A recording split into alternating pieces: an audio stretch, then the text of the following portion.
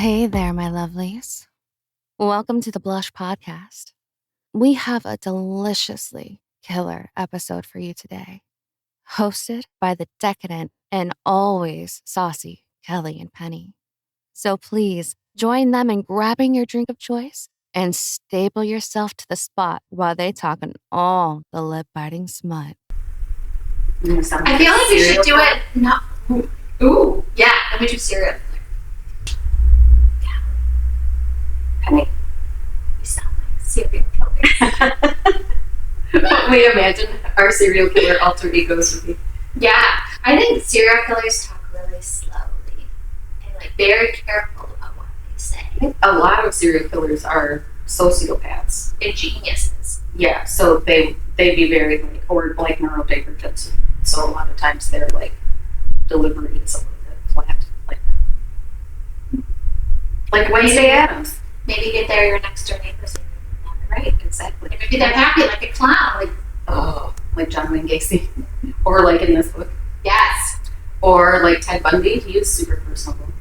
Mm-hmm. Our intro was from Meg Merchant today, and she's super awesome. Our fun narrator folks do the intros. I love it. Yeah, she's so fun. Thank you, Meg. Thank you, Meg. Did a little like themed for the book we're reading. I love it. So I'm really excited because we get to record this episode at my bookstore. Yeah, we're gonna record all of them, I think, here. Yeah, as many as we can. As many as we can from Penny's bookstore. I know. It's been open about a month, and we are doing online shipping now. So if you want to support an indie bookstore, check out Words on Pages, bookshop.com, and we can ship you any book, and we'll get it to you ASAP. And we make it all like cute and fancy. Yes, it's real pretty. She's fancy. Please, please support the small business. Mm-hmm. But should we jump into our wine? Yeah. You want to go first? Mm-hmm. So, Okay. I have. Well, you got both the wines today. Yeah. Well, this one was just at my house, but it also kind of goes along with the theme. So we're talking about Scythe Sparrow with Brynne later, and I'm really excited. It's ridiculous. And so it's like a circus theme because Rose is a circus worker, circus performer. Mm-hmm. So I got silk and spice. So I was thinking like the aerial silks, you know. Oh, that's a good idea. Yeah. So this is a product of Portugal, Silk and Spice 2022 Red Blend, it says. Mm-hmm. And there are some. Can I see the bottle? Yeah, there's some fun stuff for me to read. It's a map. That is pretty cool, though. Mm-hmm. Oh, it's from Portugal. Mm-hmm. That's nice. Yeah. Okay, I'll let you read your So, stuff.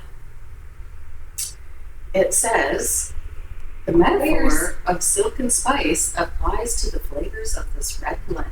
Smooth and juicy, with a slight vanilla note. It possesses flavors that can only be found in the indigenous grapes of Portugal. Oh, so it's, special. Yeah, it is, Kelly. It's super special.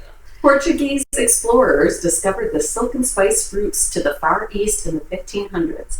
Prized for their enhancing flavors, nutmeg, cinnamon, and pepper changed world cuisine, while silk from China became prized for its luxurious touch and softness. Yeah. Is it soft? Is it silky? It is pretty silky. Oh, wait, I have to pretend that I haven't tasted it yet. Oh, we haven't done this in so I long. know. This is so exciting. Okay. So we gotta look at the color. And it's a red blend, so it's not going to be like indicative of anything. I see legs. Shh, we're not doing legs yet. You do? How do you see? Oh yeah. Okay.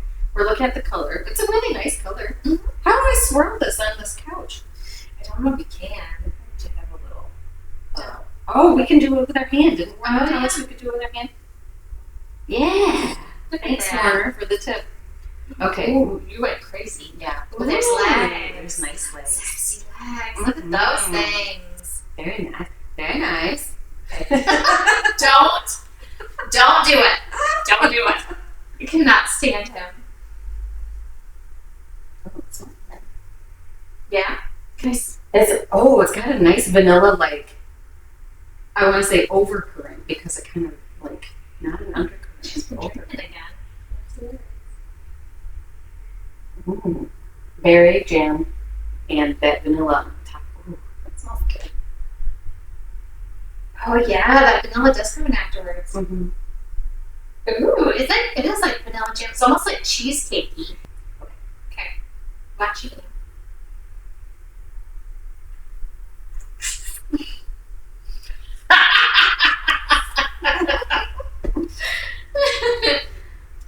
When you do the kiss test, it's real tanniny. If you're just sipping, it's not as much.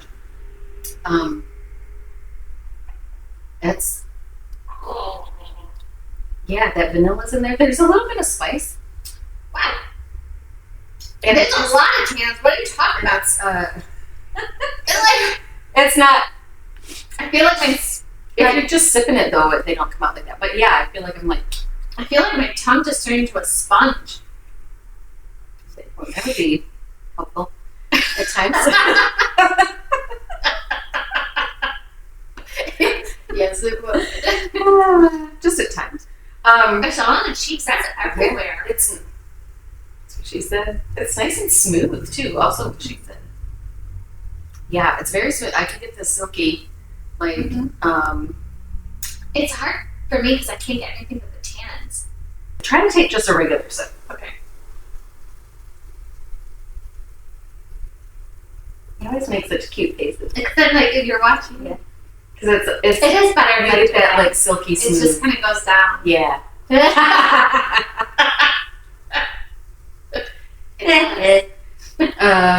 You get that like nice silky smooth. It's better to do it that way than the swish. I definitely prefer the sipping instead of swishing on that one. Yeah. What type of serial killer would that remind you of? Oh boy. I'll say Ted Bundy because Really? he was real attractive and a smooth talker. And then he had that dark undercurrent, but he was real nice and sweet to the like general public. And that's how he like got all the girls because he was like, he was hot. I guess mine isn't smooth. I guess mine isn't like a real serial killer. It's from Psycho, like this Psycho guy. Norman Bates. Yeah, he was based on a real guy. I think that's right. Ed Gein. I don't know how to say it. It kind of reminds me of him, like very like sophisticated on the outside, but then inside it's like, ooh. Yeah. That's like how Ted Bundy is. Yeah. Okay, can I do mine? Yeah. Sorry, but you're okay. Let's talk about it. Oh yeah, and I had this already for you, but I was like, oh, it's super appropriate for this book. Yeah, so Kelly got me Prophecy. It's a buttery Chardonnay. It's good one. Yeah. It kind of tastes, before I look at this, it kind of tastes cinnamon-y. Oh, I wonder if there's cinnamon in it. So I do like the Prophecy. I think that's why I got it for you, is because I like Prophecy reds. But Rose is a tarot card reader. So that's why I was like, Prophecy's perfect. There is no cinnamon in it. I want to see if you taste it. So it has rich pear, tropical fruit, spiced apple, maybe the spiced apple. That would be cinnamon and nutmeg. Yeah, creamy vanilla and a dash of oak. Not just vanilla, creamy. I don't taste the creamy vanilla in it, but maybe when I pay more attention, I could. The pear I could see, for sure. I like a buttery Chardonnay. I'm not a big white wine fan, but I don't like the oaky taste in Chardonnay. Oh, I like those. But a lot of like reds are oak aged too. But I do like the buttery Chardonnay. See, that's why I like Chablis, because it doesn't have the oaky taste to it. Yeah. Okay, let's do the smell.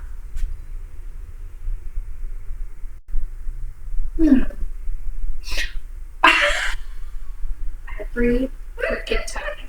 Every time. Yeah. Okay, try it again. All I smell is a spice.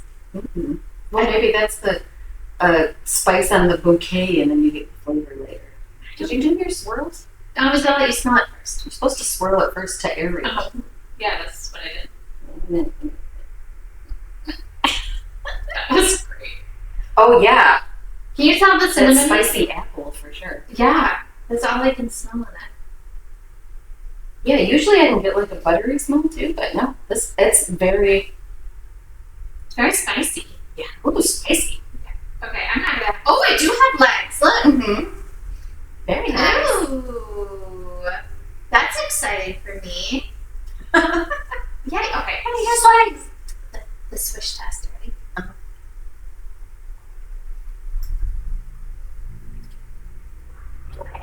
I love how you hold your headphones every time. You're so cute. I know, you're so cute. Oh, this one is fun.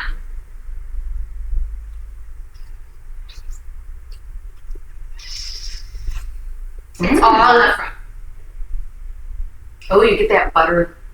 Uh-huh. It like On the coats, tongue. it like coats your tongue. Yep. And then all the flavors right at the front. Yeah.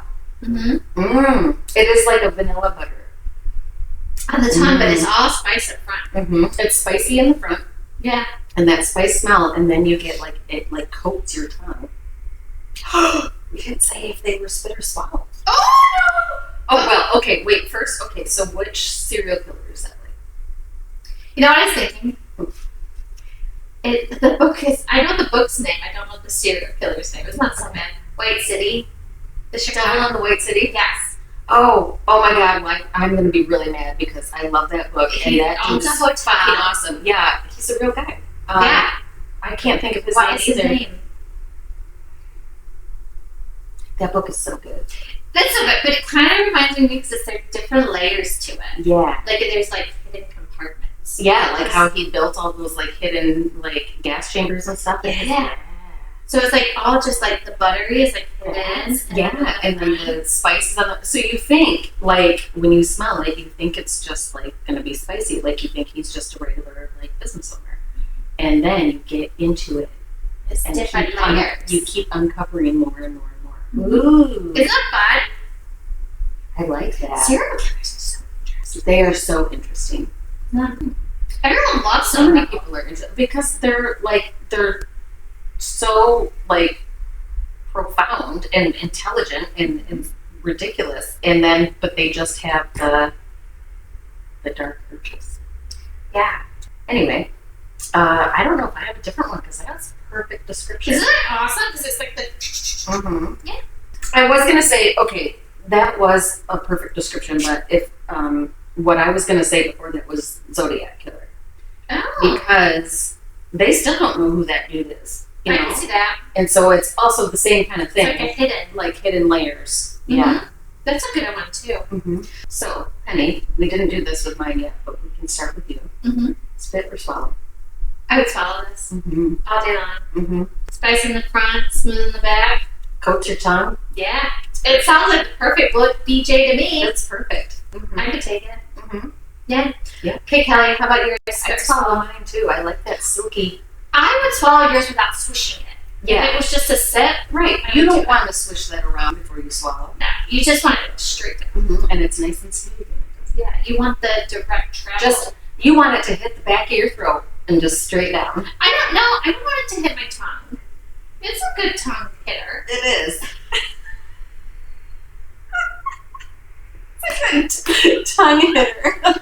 Hit your tongue and then goes down the throat. Yeah. It's perfect. Mm-hmm. Yeah, you want to get some on the tongue Mm-hmm. Just and a little. savor it a little bit. Mm-hmm. Mika. Mika, write a book about a micro penis, or even a short story. I guess.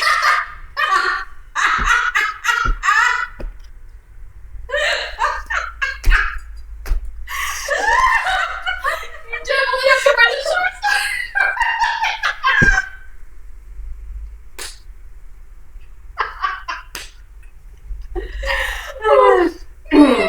Please write a short story for like. It's because I don't think it could be a novel. Yeah. But they're girthy, just short. A lot of choice, chunky words, but not a lot.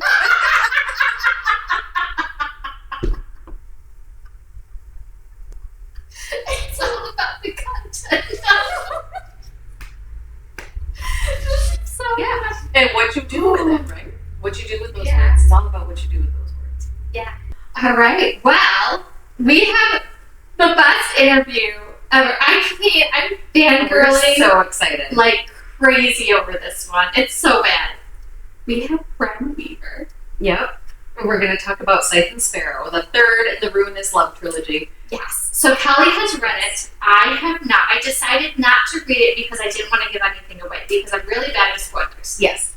And we talked with Brynne last February, almost an entire year ago. Mm-hmm. Yeah. Isn't that crazy? Wow. Yeah. About Black Sheep. Black Sheep and Butcher and Blackbird. Yeah. That's what we talked with her and Alexa about Black Sheep, and then we did Butcher and Blackbird also. Yeah. It's a dark romance, and you'll laugh, and you'll be like, I should not be laughing. And it's also hilarious. Yeah. It's so funny. How is it funny? You know, you will laugh and question yourself. Yep. But it's totally fine. Yeah. Yeah. It's like, it's... Well, after I read Leather and Lark, I still like pizza. Yeah. That one didn't bother me as much as the ice cream. Yeah, no, the ice cream got to me. The ice cream did. The pizza wasn't so bad. Yeah, like every time somebody says something about ice cream, I'm always like, ugh. Yeah. Yeah. It takes me like a minute. But the pizza and beer, that one didn't bother me. So It was gross in there, but it didn't bother me. I'm sure we're going to ask her this in the interview, but is there another food that she gets us on? Oh, okay. So it depends on your sensibilities, I suppose. Okay. She says in the trigger warnings, which I love her trigger warnings always. They're Brynne's hilarious. trigger warnings are the best. They're awesome. I love them. She says she doesn't so much ruin it as defile it. Oh. Yeah. And I think, Would you agree or disagree? yes, agree to defiling, but also it made it more enticing to me. Oh. Yeah, I was like, ooh. Before, when I would have been like, nah, I don't want that. Now I'm like, ooh. Does it go in inappropriate places? Well, and it goes on inappropriate things. Oh. It's awesome. That scene is so good. Oh my gosh. Sorry, I think I'm really excited here in our section. Yeah. We'll let Brynne tell you what the food is. Okay. A lot of people probably know already because she's been teasing it on Instagram. Oh, I'm sure she does because she likes to turn people off food all the time. Yeah. She should be like a health nutritionist. Feel like we are trying to keep you away from ice cream and pizza and other foods that are not good for you in this book. So read them for your. I seriously think this food makes people this scene with this food is going to make people want more. Oh. So this episode is releasing February 3rd. Scythe Sparrow comes out February 11th. So we're a week ahead of. So it'll be a week before release day. So everybody, make sure you go get it after you listen to this. And you can pre-order. Yeah, you can pre-order. Pre-order from Penny's store. On Words on Pages, bookshop.com. And we have Patreon. So we've been on a break because Penny was opening her bookstore. I was deathly ill. That's okay. We don't need to go over that. I was trying to die, as one of my friends says. She tried a lot. Yeah, that's also Not in suicidal ways, just in medical ways. So we haven't recorded in a while, but on our Patreon, if you subscribe to Patreon, you can get all of our like unedited episodes. Oh boy. With all the extra stuff that we talk about. You poor souls. Yeah. No, don't say that. Tell them to join. I mean, you should join because you get to hear unedited us. Yes, we're hilarious. We're something. And also, we take, like, the reason why we have that now is because I asked the people who are on Patreon already, what would you like to see for the tiers? And that was the highest voted. That's awesome. Yeah. So we do definitely, and we also had an option for, like, you can suggest the books we read. So that would be fun. Yeah, if we get more people on Patreon, then you guys can suggest our books for season 3. Suggest some crazy, wild books. That would be so fun. So yeah, you can suggest the books that we read for the next season if you're on there, and you can interact with us. Hi! Is it Brynne? It's Brynne. Oh my gosh! I have said this a couple times, but I have like geeked out all day. Having hours to talk to you. I'm so excited. Yeah. Thank you for having me. Thank you for doing this. We really appreciate it. Well, thank you for having me. Yeah, we're I don't know, just beyond excited. So Xando gave us arcs for this, and I read it, but Penny didn't. So. I didn't want to read it because I didn't want to spoil it. She was worried if she had some wine, she would actually give away some spoilers. I would just be Ah. a lot of editing. So I'm kind of excited to be the person that hasn't read it compared to the person that may have read it. Well, she did read it, so I guess. Yeah, she did. And Brynne wrote it, so. Yeah, so it's 2 against 1. So I've got to be careful I don't give away too many spoilers. Then. Yeah, don't. I mean, well, it's up to you, I guess. What Penny doesn't want to know. I mean, you can. I'll just put my ears on you do it. It's crazy. Everybody loves you. Everybody loves your books. Everyone's completely into it. I'm excited for you. Yeah. Thank you. Yeah, and I don't know, I said this to you once, a while ago. I feel like we're sort of on this journey with you, because when we talked to you last time, it was right when Butcher and Blackbird was starting to get super big.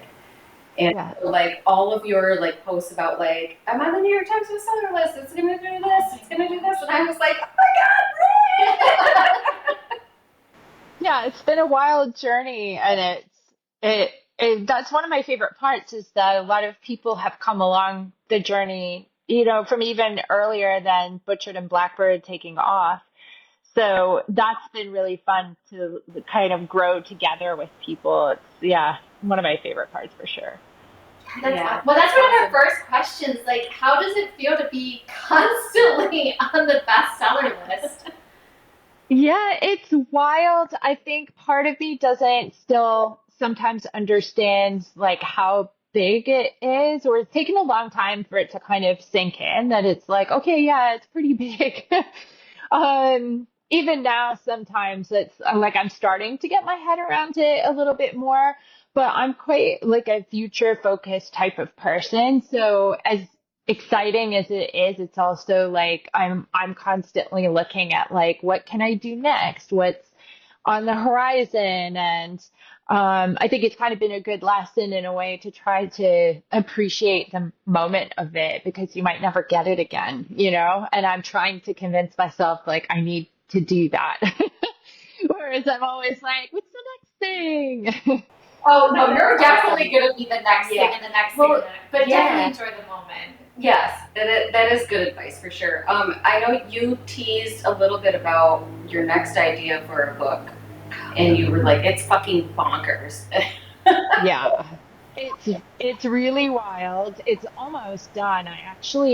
This is the part that kind of blows my mind, I would say, the most for me, because I started with self-publishing. So when I was finished something, I could literally the next day upload it, to Amazon, and boom, it's published, it's for sale.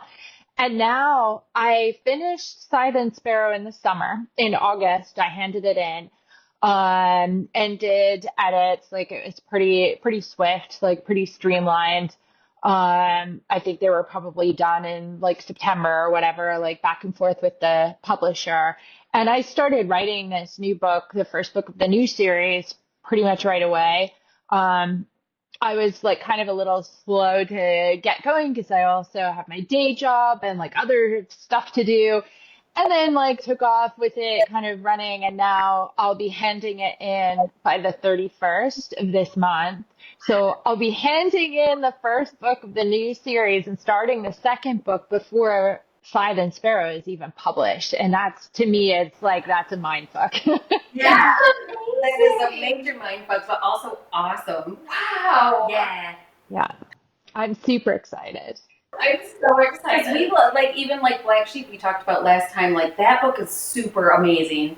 And all of these books in this trilogy are so good. And just I can't wait. I can't wait for what your diabolical mind is putting forth next. So your 2 main characters in both books that I have, even Black Sheep, they have such unique relationship, and it's fun because they're all different. From book to book to book, they're so different. So in Scythe Sparrow that's coming out, how is the 2 characters going to interact? They are they're in my head, they're always such distinct people. They're very different from the other characters. I think Rose has a bit of the impetuous kind of like nature, like Lark does a little bit, but she's more chaotic. Like Lark is more planned than Rose is. She just kind of goes off and does her own thing, and she's committed to being the person that she wants to be. She knows who she is. She has no qualms about really anything that she's doing. It's a different slant because she's not actually good at being a serial killer. She just really wants to be, and she's got like her heart's in the right place. Yeah. She really wants it for the right reasons.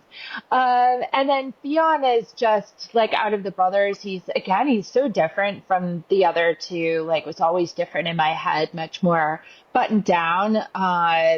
But he's got a dark side too. I mean, you don't come out of that history that he's had growing up and with the boys as well as an influence without having some kind of darkness in him. So it was really super fun for me because it was more like Rose is unraveling him a little bit. And whereas for me, a lot of the dark romance that I've read, it's the other way around, right? It's like the innocent girl and she's like corrupted by Yeah. this like dark and brooding man. And in this sense, it's like all of it is a little bit flipped around, you know? So yeah, it was super fun. It was a really fast one to write, but it had its challenges because I had to also line it up with the timeline of the other two books because they are truly interconnected. So there's a lot of overlap. Yeah. So, Yeah. so Rose is, I think, my favorite of, I mean, I love all of your female characters, but I love Rose. Like, I That's love so her. fun. And I think it is because she's so just like, yeah. Yeah. Well, okay, so Butcher and Blackbird were serial killers. I feel like Blackbird and Lark were hitmen, kind of, in a way. So Yeah. is this one kind of her turning him to the dark side a little bit more? Is that more of the relationship? Yeah, she is a serial killer, but she had a different kind of approach to it. And she wants to, without giving anything away, I'm not giving anything away really, but she feels like she needs to commit a little bit more to the bit. So she's taking on a more active role in her serial killing history. And Theon is like, he's very committed to being a doctor and meeting the expectations of his brothers, having a good life, having something that looks on the surface pristine. But doesn't always, it's not going to always go that way for him, I don't think so. Yeah, that dark side, like all those Kane brothers do. Yeah. Oh my gosh, I cannot wait. It's so good. I love it so much.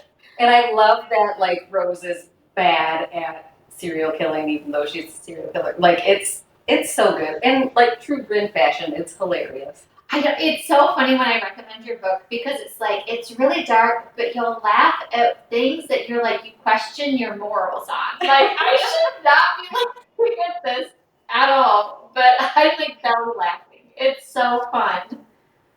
Thank you. Yeah, it was like this one for me was really healing in a way, which sounds weird when you're talking about serial killers who are, murdering people and stuff. But for me, it was kind of like I think I said this in the acknowledgments of the books, but it's sort of as though the characters are inviting me in to have a cup of tea, maybe watch Theon do some of his crochet, and I got to really feel like I participated in their life. I know that sounds weird because they're in my head and made up, but it does feel like people that exist, and you get to spend some time with them. And sometimes you're just sort of like watching them, and other times you feel like you're sitting down with them, and that's how I described it for this one. And I think B&B it was chaotic and fun, and I just wanted to have a great time, and I didn't really have any like responsibilities, it's just like, I'm just gonna have fun writing this crazy thing.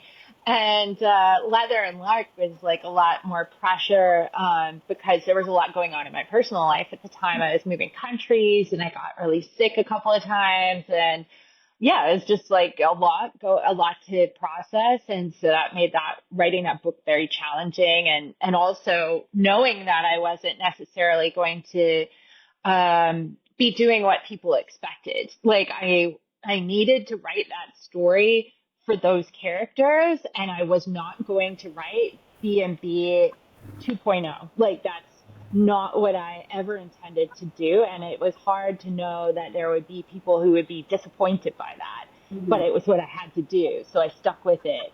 So, and then Scythe Sparrow is almost like the best of both worlds. It was like super fun and just very cathartic after this like long experience of being with this found family.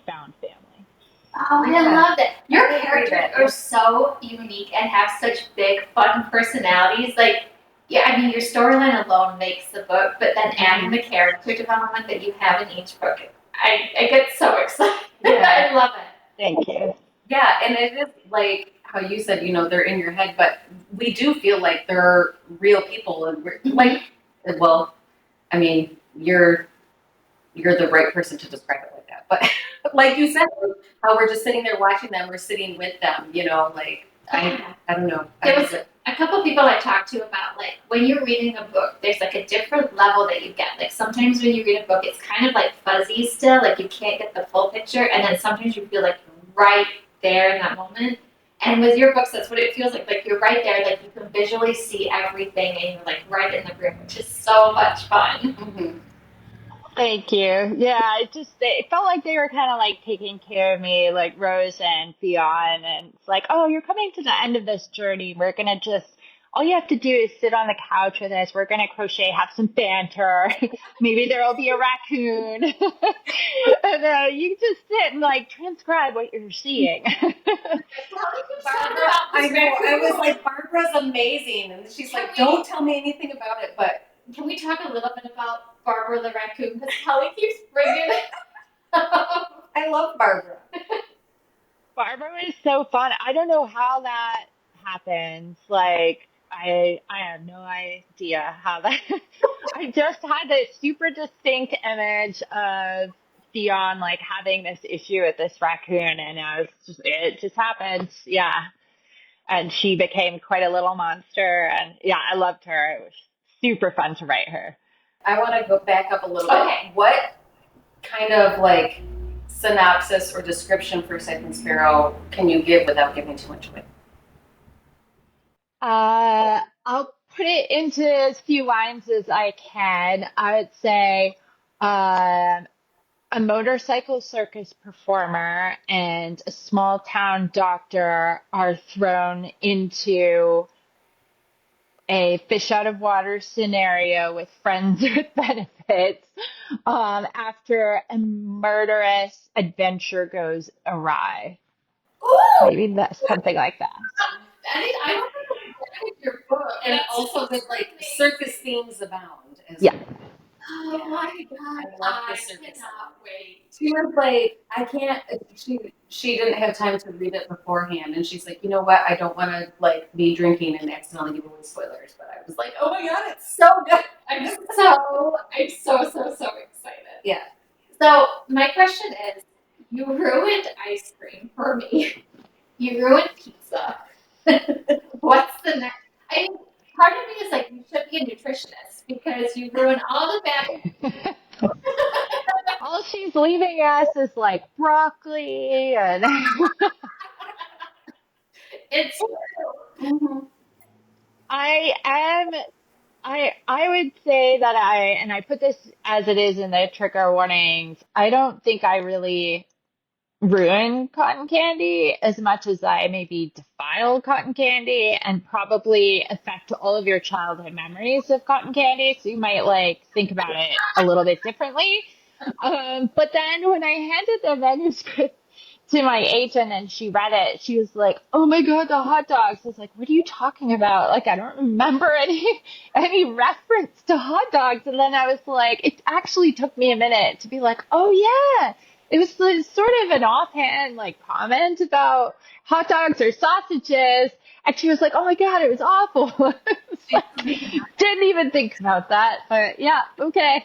The hot dogs are already like everybody kind of knows they're gross, like Yeah, right. yeah. Andy, I told this to me before you got on here, but like it didn't turn me away from it. It made me more interested in it. I was like, oh, because before There you go. I was like, well, but now Oh my god! I think of the scene in this book, and I'm like, oh, yeah, Gosh. it's amazing. Well, there it goes. But then she turned it on like childhood memories, and I hadn't thought that part yet, and so now I'm like, ugh. Yeah. Maybe when you like, you're on at a fair and you see a kid with some cotton candy and you're like, no, you better put that thing down, kids. Like, I feel like Stephen King, like he ruins clowns for us. He ruins hotels for us. He ruins big mhm. dogs for us. He ruins prom for us. Like, you're just on that path. I love it. It's like ruination in a good way. Yeah, it's Yeah. So, can you talk about the rumors about this series becoming? I'm so excited for this answer. Yeah. It is definitely not a rumor. It's true. The contract was signed in the spring, for it to become a movie. We went through a lot of rounds of discussion with various partners, potential partners, from everything from directors to producers to screenwriters, an actress who has a production company. It was like a lot of conversations. And then we had kind of narrowed it down to a few key potential players. So it was two studios that wanted to develop it into a TV series. And then the director, Chris McKay, who wanted to do it as a movie. He was actually the first person that I talked to in this whole very long span of conversations that we had. Yeah, he was the first person I talked to, and he's just like so passionate about it. And we had an auction, so he had to get financing.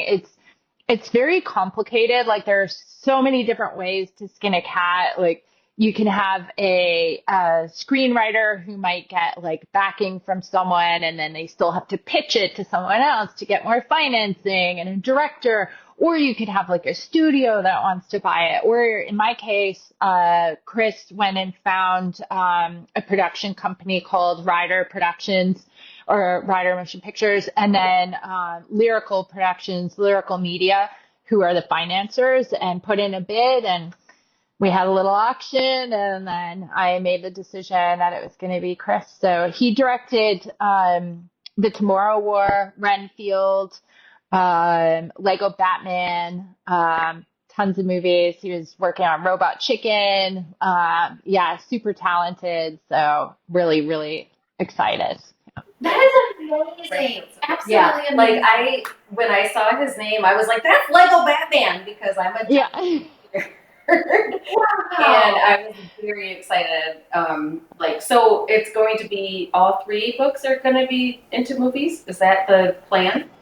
So it is contracted for like all three. So again, it's like gets super complex. Like we've optioned only one of them because you got to go through the whole paces and see if it works and if the audience is receptive to it. But if it's successful and we want to go ahead and do the next two, then it would be with the same people.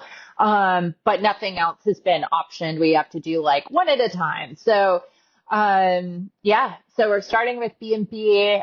We've got a screenwriter, but that has not been publicly announced yet who that is. It's all like timing because, you want to drum up interest for like casting and all of that, but it's going along really perfectly and very quickly. So we're hoping to have a script, early this year.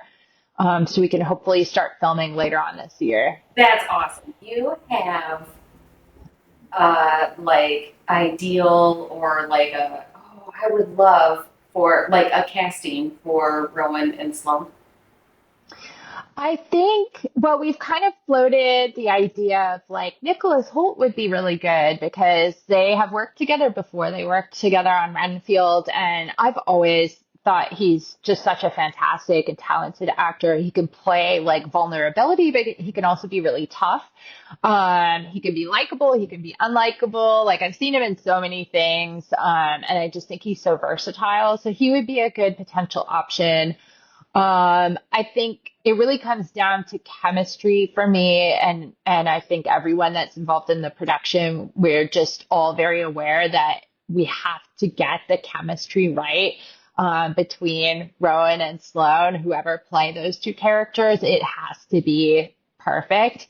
So it's very hard to kind of like figure out who it could be, but I do have a few actresses that I really like.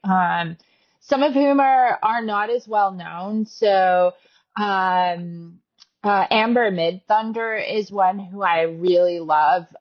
She was in the movie Prey, and she's an Indigenous American actress. I think she's absolutely stunning. She can do that same like range of being very vulnerable, but being super tough. Like in Prey, she was hardcore. She took the predator down, and Yeah. yeah, she was amazing. She had a cool dog. Like she was riding horses. She was like doing everything, fought a bear. Like she was amazing. So I think she would be super cool. Some people have floated like Jenny Ortega.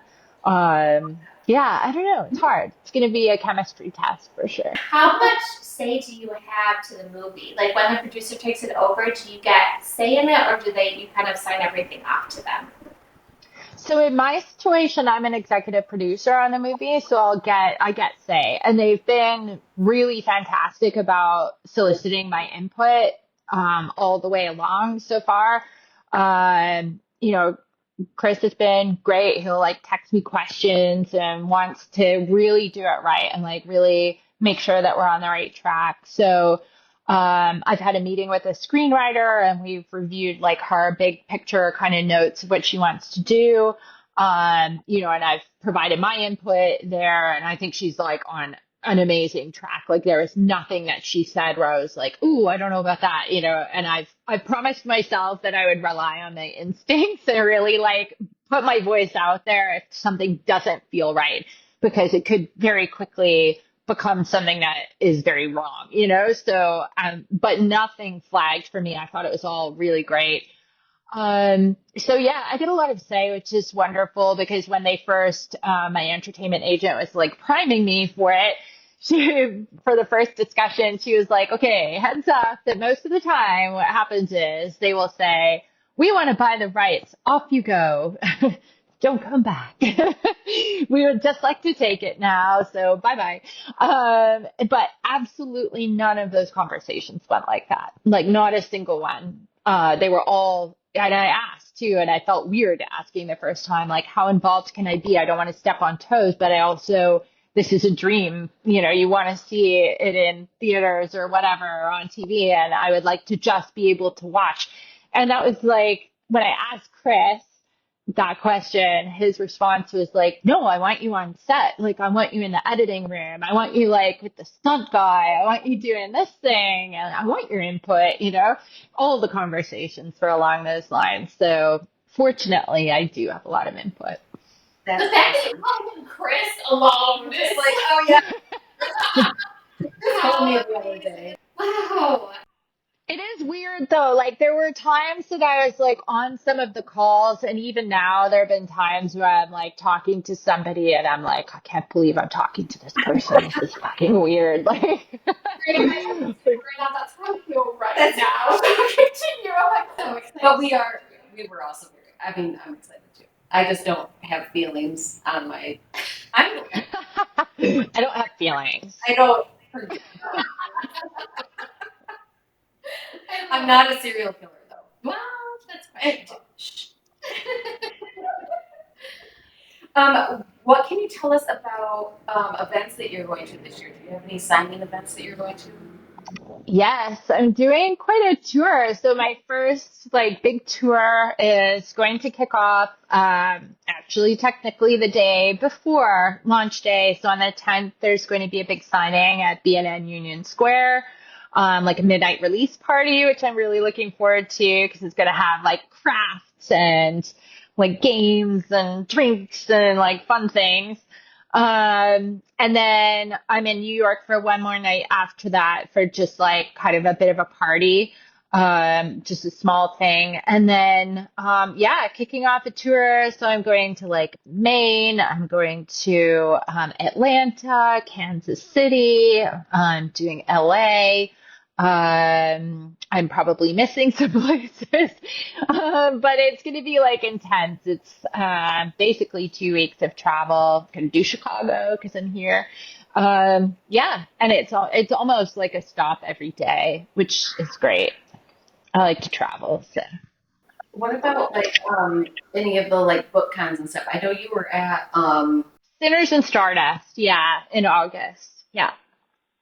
Yeah, so I'm gonna do a couple. Yeah, I actually am going to France for the release of Scythe Sparrow in April.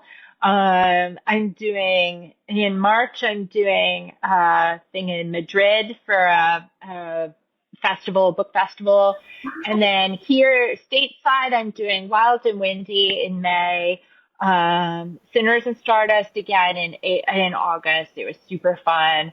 Book Harvest in October. I'm at book harvest. Oh my god! I didn't want to interrupt you, but I'll be there. Yay! Oh, yay! Yes, I will be there. And I don't know. I think that might be it right now. I don't know. It's a lot. Yeah, That's a lot. Yeah. Wow. it's a lot. Yeah. Yeah, and as of on Friday next week, I'm officially done my day job, so I'm only going to be writing full time. So. Awesome. That's amazing. Oh my gosh. That's Yeah. gonna be like in the happy zone for you. Just doing I mean, whatever comes out of your brain is amazing. So I'm sure it's gonna just be fun to just spend that time putting it all on paper. Yeah, I think it's a bit scary, right? Because I've been in corporate jobs for so long and there's so much security in that. Like, you know that you're going to get a paycheck. And you know what the parameters are, right? Like, and there are benefits and retirement and all these things. And so it's a little bit scary to like give up that kind of security. But at the same time, like the books have been, fortunately, I'm very lucky that they've been super successful. So that's great. But I definitely think that having the time to really think without the additional pressures of like the corporate job will speed things along a little bit for me. I'm lucky I can kind of write fairly quickly, but having that thinking time, like pure thinking time without being too tired at night, that'll be really nice. Yeah. Having a life. Because right now it's like, yeah, a little bit of work-life balance is in order. So. I still can't believe that, like, the author Butcher and Blackbird and Leather and Lark Has is a, still like, working a day job. Yeah, and that's what I was gonna ask. Like, at your like day job, your regular job, are people like, "Oh my God, you're Brynne Weaver"? It actually did happen to me at work. It was the weirdest thing. I was in the bathroom at work, and this woman that I work with, who is not in my team, but in an adjacent team, she came into the washroom and she was like, I have to ask you something. I was like, whoa, I don't know where this is going to go. She's like, are you Brynne Weaver? And I was like, yes. I was like, I knew it. I knew it. We have a book club and we were reading Butcher and Blackbird and I looked at the author photo and I was like, I know that girl. So that was pretty funny. So sometimes now I walked around the office and I had like before that happened, I had wondered like, I wonder if anybody like would make the connections. But then when it actually happened, it was like, wow, that's super weird. So that going along with that, so how do you? I don't know what you all you can divulge or whatever, but like, how do you come up with an alias or like a pseudonym? Yeah. So first name, we were considering Brynne as a name for when my son, like when I was pregnant with my son. it was like on the list of girls' names before we realized that we were having a boy. And I just always liked the name. And then Weaver is actually from Sigourney Weaver. Alien is like one of my all-time favorite movies. I think that character is written as the original badass woman. Like, she is so tough. The men don't listen to her. They all die. She escapes with a cat. Like, name me a better badass female character who was written at that time too. And I thought, I was like, oh, she's just so cool. So I was like, I'm taking that last name. That's awesome. Perfect. I actually was like, that. I mean, I know you've had Brynne Weaver for a long time, but I was like, oh, but Sloane's also the orb weaver. So that comes from, that was kind of like a happy, I guess, mixture of a bunch of things because like I knew I was a spider and I like had this vision of when I wanted her to pluck out eyeballs, which is obviously like an orb. And then I had this, I don't know, this random thought from Rowan about the webs and that being a map. So that just kind of like built on itself. But one of my all-time favorite videos that I go to, like when I need a pick-me-up, is Z Frank's bolus spider video. I gotta send it to you. It is the fucking funniest thing. I love it. It's so hilarious, and it's a type of orb weaver spider, and that is literally why, like, that's why, like, orb weaver, because I love that bolus spider video. It's so funny. So, yeah. I love that so much. That small connection is amazing. I love it. So the big question I think that a lot of authors, especially independent authors, are going to listen to your answer is one, how did you get to where you are? Like, was it the book that took it off, or was it an agent or a publisher, or how did you excel with Butcher and Blackbird? I think it's like a multifaceted thing in my personal opinion, like for my own journey, and everyone's journey is different. I'm maybe a little bit like obsessively determined would be a nice way to put it. Like I I have a lot of perseverance, so I won't stop for anything. I'll do the thing, right? Like I have not taken a day off of writing in 5 years, like a single day. I write every single day. So I'm just like, I'm determined to do something. And if I'm determined to do something, I'm determined to learn. So, I think that played a role in it because it takes a lot to kind of like bring me down and, I'll just kind of keep going. I think a component of it is also mindset. So a while ago, I made a conscious like effort to really stop or diminish how much negative like energy I was kind of absorbing, or I wouldn't read the news first thing in the morning because I didn't want to set myself up for a negative kind of like thoughts early in the day before I could kind of like get myself together, right? So I was making a conscious effort to like think about the things that I wanted and how I was going to get there. So there's a component and there's like a scientific element of this, of mindset, right? So it's like perseverance, a positive kind of mindset of like, this is what I'm going to do. I'm going to keep doing it until I learn how to do it properly. And I'm going to focus on positive things and look for opportunities. And then I think there's always an element of luck. Like when I published Butcher and Blackbird, I did it without a pre-order because I actually wanted to understand how Amazon might rank it differently. Everything I had done prior was a pre-order, but it can kind of like I thought maybe it was negatively affecting release day rankings. So I just wanted to test it out, and I didn't have like a banger of a release day or anything like that. It was pretty average for what I was seeing at the time. And then like I understood that like ARC readers were really into the book. So I think I did manage to write a book that people by and large enjoyed. And I could tell by the way that they were like talking to me that they were really effusively positive about it for the most part and just like really excited about it because it was a bit different. So I thought, oh, that's interesting. And then after about 2 weeks, it was just like, bam, something ignited on TikTok. A few of the bigger TikTokers picked it up and started talking about it, and it just blew up from there.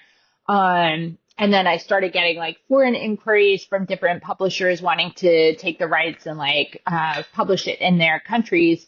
And again, I think like even that, now that I look back on it, at first I was like, I don't know how to do any of that. Like, cause they would ask, who's your agent? I didn't have an agent. I didn't know an agent. I never queried anything before. I could have just said, well, like, oh, it's too much work, or I don't want to figure out how to do that. But instead, like one of them asked me, who's your agent? And I said, I don't have one. Can you recommend somebody?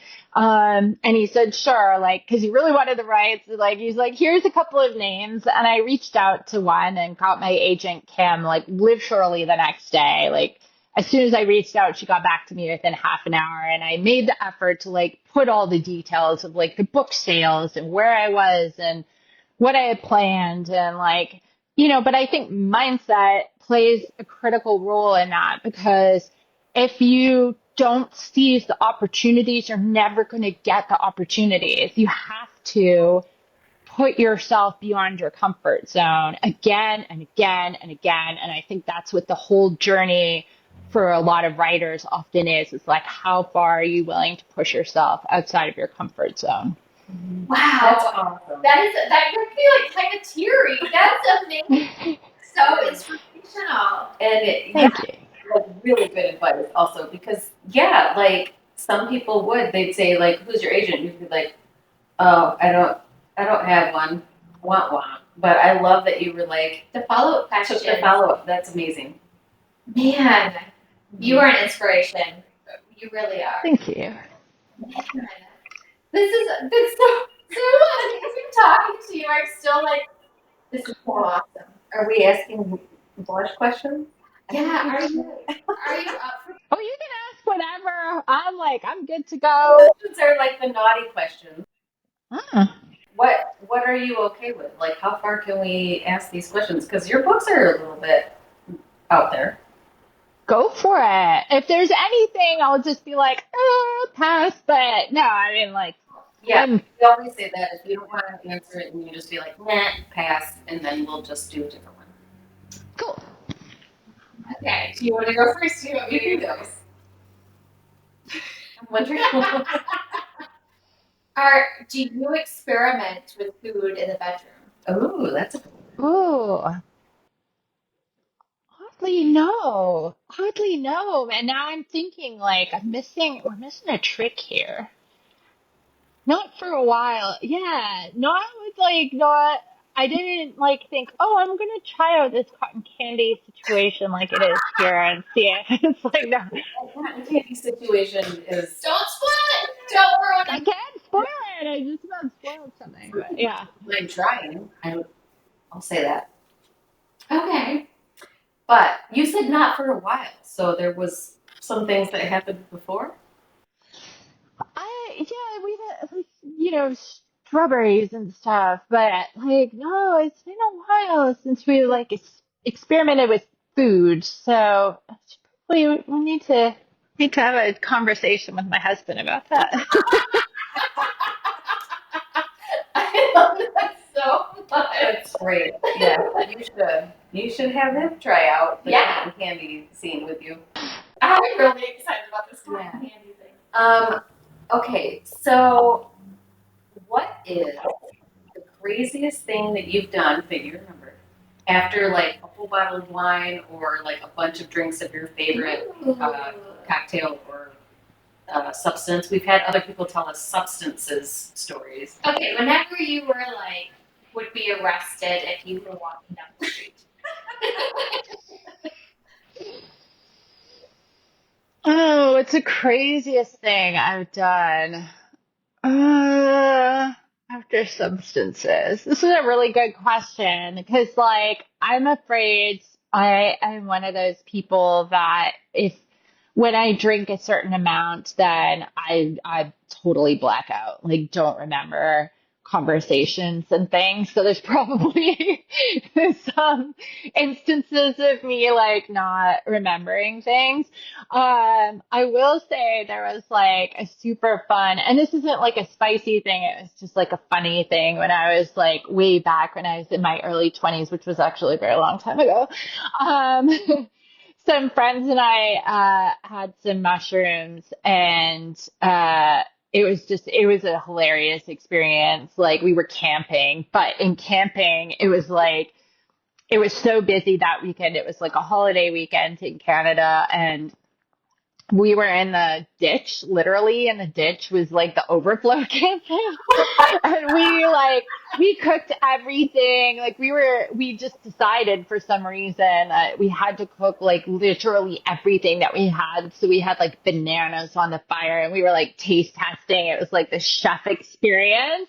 And then, after that, we decided that we were going to go swimming in the lake, even though it was dark and it was getting cold, and we didn't really realize we were probably nearly hypothermic until we got out. But it was super fun. It was like such a fun night, but not probably the safest night.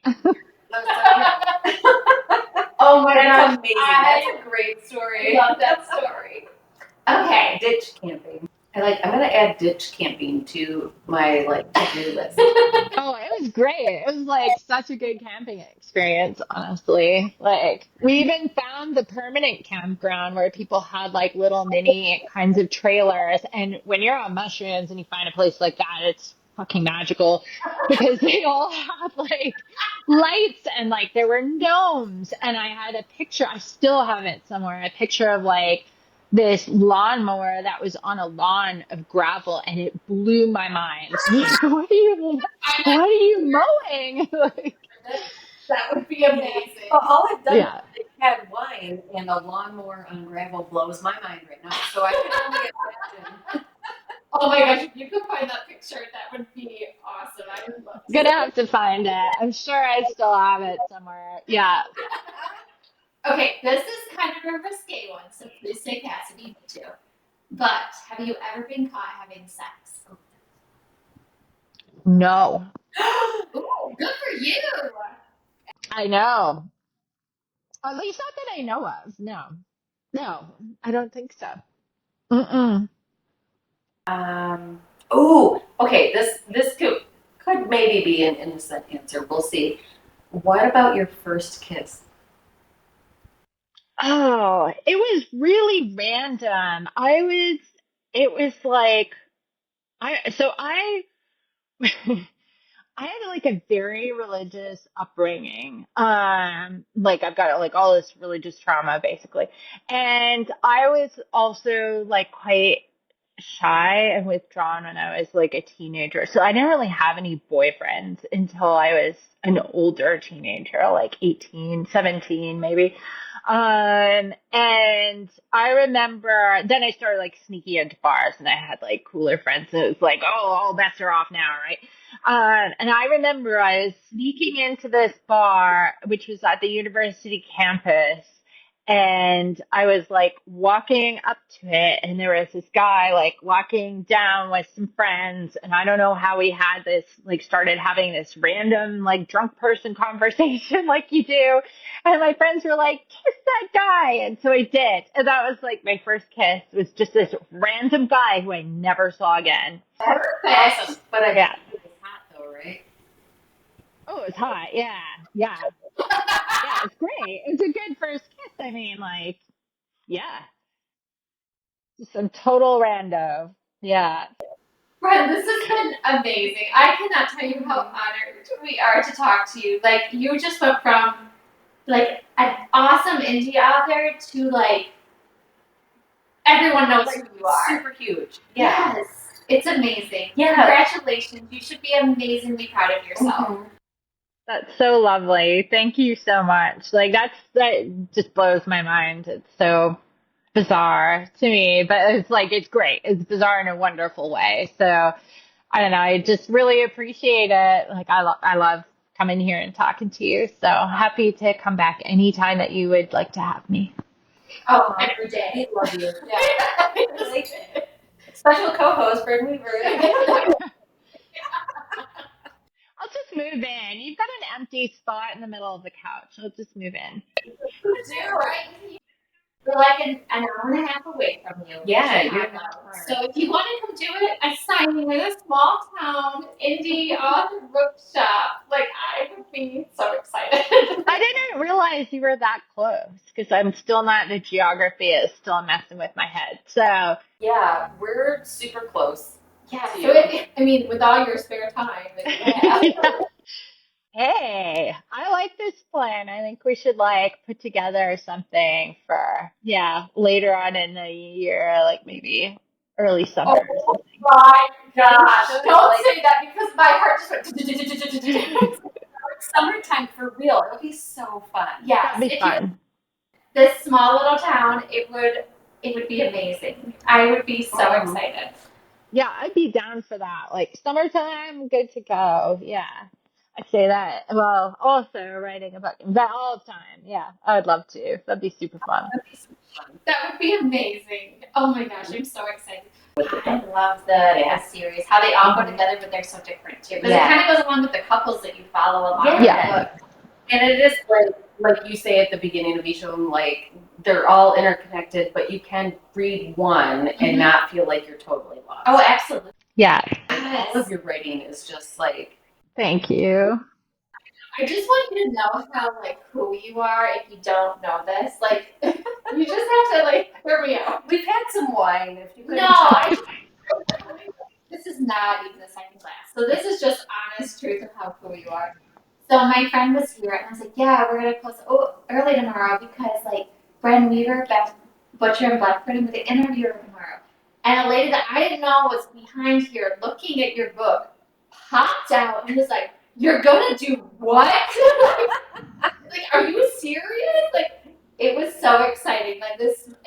Your name is known so far. You should be amazingly proud of yourself. Everybody knows your books. Thank you. Thank you. That's so lovely to hear. And super excited for Scythe and Sparrow to be out. And one of the two of you knows something that's at the end of that book. So no, don't do it. Yeah. So you got a leg up on what's happening next. A leg up. Because I sent her the link to get the art for it, and she was like, you know what? I think it's better if I don't. And I was like, I'm still reading it. No, I'm gonna go home and read it right now. Actually, it's so good. I'm so excited. Thank you so much for doing this. This means so much to us. I don't think you understand how much you're helping the small people out in your world, but you really are. Oh, you guys are lovely. I'm happy to. Anytime. Yeah, I love talking to you, so I really appreciate you having me on. Oh, I really appreciate you a whole time. Yes. Well, it's been super fun, as always. Thank you so much. Thank you. Thank you for having me. Super fun. Always happy to come back. We're going to let you go and enjoy the rest of your evening. Thank you so much. Thank you. It's been a pleasure. Oh my gosh. It's always so much fun to talk to you. Thank you so much. Thanks. Talk to you soon. Okay. Bye. That was amazing. It was amazing. I love Brynne so much. I'm still fangirling out a little bit. I know, she's the best. She really is. She's so sweet too, Yeah. And she cares about people, and it's amazing because she doesn't forget people. She's so nice. I love her. We love you, Brynne. Thank you so much for doing this with us. I appreciate it. Mm-hmm. And everybody make sure you get her book when it's out February 11th, or you can pre-order it. Yeah.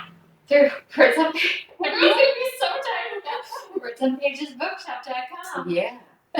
Our next official episode is The Coven by Harper Woods. Yes. I've been excited to read for it. They have the prettiest cover. It's so pretty. And the edges have, did you get the pretty? Let me go get it really quick so you can see it. Hold on. Oh, it is pretty. Isn't it so pretty? I'll let you talk and I can show.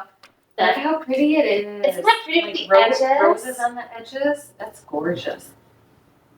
Yes, so that's our next official Kelly and Penny episode.